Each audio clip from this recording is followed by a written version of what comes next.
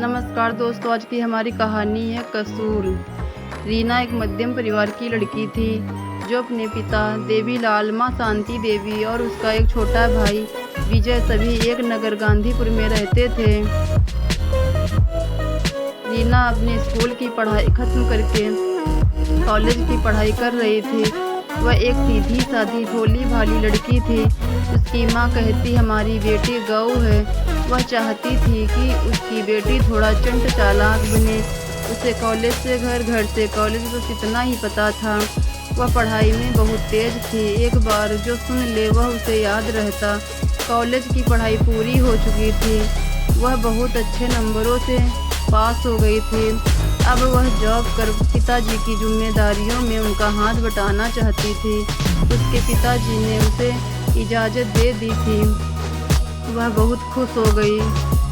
वह एक private company में जॉब करने लगी।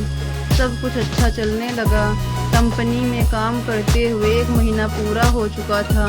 आज उसकी पहली कमाई उसके हाथ लगी थी।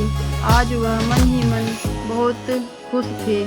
उस पहली कमाई से उसने अपनी माँ के लिए एक साड़ी, अपने पिता के लिए एक शर्ट और एक पैंट, अपने भाई के लिए एक जोड़ी कपड़ा लिया और खुशी खुशी घर लौटी।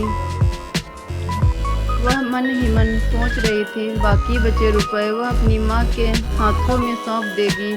इससे माँ बड़ी खुश हो जाएगी।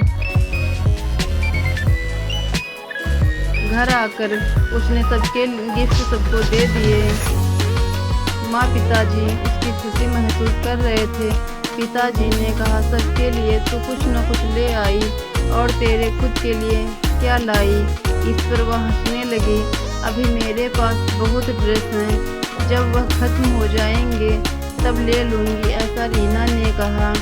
एक दिन वह ऑफिस जा रही थी। उसे थोड़ा लेट हो गया था, इसलिए वह थोड़ा जल्दबाजी में जा रही थी। तभी उसकी टक्कर एक सड़क छाप रोमियो से हो जाती है। वह नीचे गिर जाती है। सड़क छाप रोमियो उसे हाथ देकर उठाने के लिए अपना हाथ आगे बढ़ाता है, पर वह स्वयं उठ जाती है। वह उसे सॉरी कहते हुए आगे बढ़ जाती है। वह रोमियो उसे जाते हुए देखता रहता है। वह मन ही मन कहता है वाह क्या लड़की है। उसका मन उसे अपना बनाने की सोचता है। अब वह हमेशा उसकी राहों में नजरें गड़ाए बैठा रहता है। उसके दिखते ही उसके पीछे पीछे चलकर उसके ऑफिस के गेट तक पहुंचता है। रीना इस बात से बेखबर थी। एक शाम वह ऑफिस से छूटकर घर जा रही थी। वह रोमियो उसके सामने पहुंच जाता है। अपने प्यार का इजहार कर रीना को पूछता है तुम्हारा क्या ख्याल है मेरे बारे में। रीना उसे देखकर घबरा जाती है। वह उससे बचकर आगे निकल जाती है और दौड़कर अपने घर पहुंच जाती है। वह घबराई हुई अंदर जाती है। उसकी माँ उससे पूछती है क्या हुआ बेटी, तुम इतना घबराई हुई क्यों हो। वह आंखें बंद करके एक लंबी सांस लेकर कहती है कुछ नहीं माँ, बस ऐसे ही। वह बात टाल जाती है कि कहीं माँ चिंतित न हो जाए। वह पूरी रात उसी के बारे में सोचती है।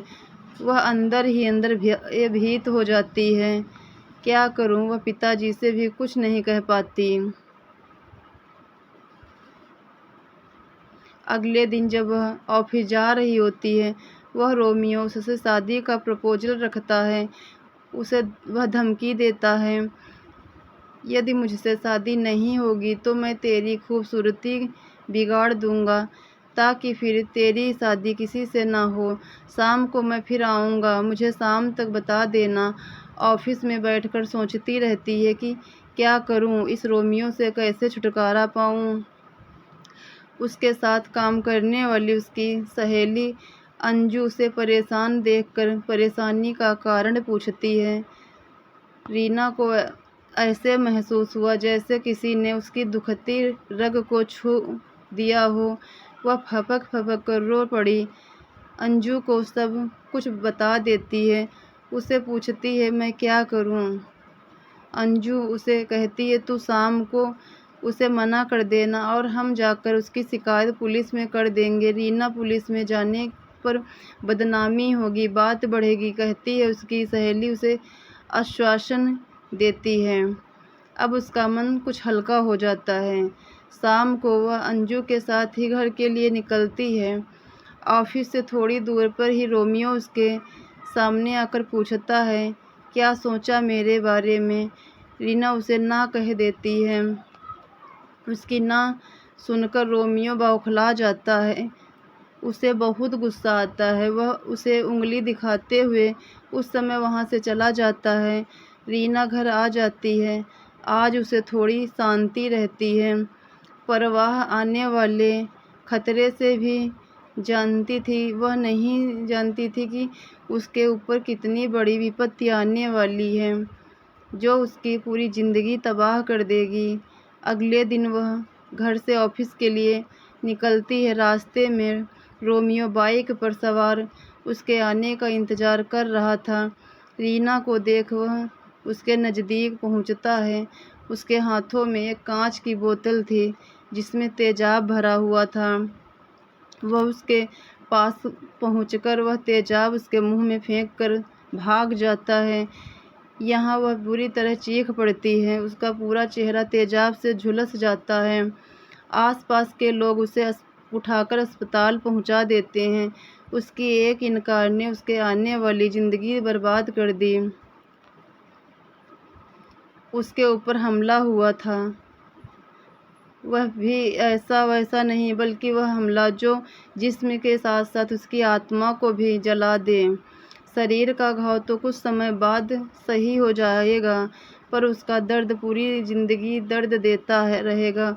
उसके माता पिता को जब पता चला तो वे अस्पताल पहुंचते हैं। उसके चेहरे में पट्टियाँ लगी थी। अब वह पहले से ठीक थी, पर दर्द से कराह रही थी। उसकी माँ उसे देखते ही रो पड़ी। पिताजी को भी बड़ा दुख हुआ। कुछ दिनों बाद उसकी पट्टी खुलनी थी। डॉक्टर उसे इस पल के लिए उसका मनोबल बढ़ा रहे थे, उसे धैर्य दे रहे थे। आज उसकी पट्टियाँ खुल गई। डॉक्टर ने उसे दर्पण दिखाने से पहले उसे समझा दिया था, तुम्हें धीरज से काम लेना होगा। उसने जैसे ही दर्पण देखा, उसके मुंह से भयंकर चीख निकल पड़ी। उसकी शक्ल बिगड़ चुकी थी। रीना उस दर्दनाक सुबह की एक भयानक कहानी बनकर रह गई थी। उसके पिताजी उसे समझाने की बहुत कोशिश की। उसने अपने पिताजी से कहा, भगवान ने मुझे यह कैसी सज़ा दे दी? इसमें मेरा क्या कसूर था?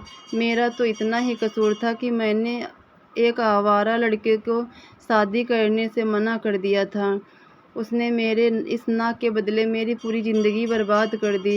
रीना उस दर्दनाक पल को याद कर बुरी तरह कांप गई थी। पुलिस ने उस रोमियो को पकड़ लिया और उसे जेल हो गई। रीना के माता पिता उसे घर ले आए। अब वह इस हादसे से उबरने की कोशिश करने लगी, पर जब भी आईना देखती, यह हादसा उसके जहन में याद बनकर रह गया। वह इस हादसे को भुला ही नहीं पा रही।